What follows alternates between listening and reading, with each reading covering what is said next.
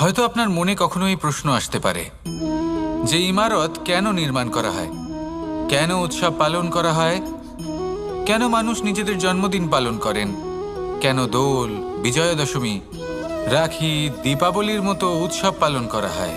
যদি এগুলো পালন না করা হয় তাতে কি যায় আসে? যদি এই দোল উৎসব পালন না করা হয় তাহলে কি এই সংসার ভুলে যাবে যে নারায়ণের প্রতি ভক্তির কারণে ভক্ত প্রহ্লাদকে অগ্নি স্পর্শও করতে পারেনি?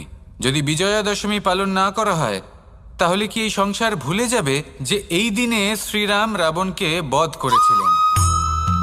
যদি আমরা দীপাবলির এই উৎসব পালন না করি তাহলে কি এই সংসার এটা ভুলে যাবে যে অযোধ্যাতে অমাবস্যার এমন এক রাত এসেছিল যে রাত্রে অযোধ্যা পূর্ণিমার থেকে বেশি উজ্জ্বল হয়ে উঠেছিল?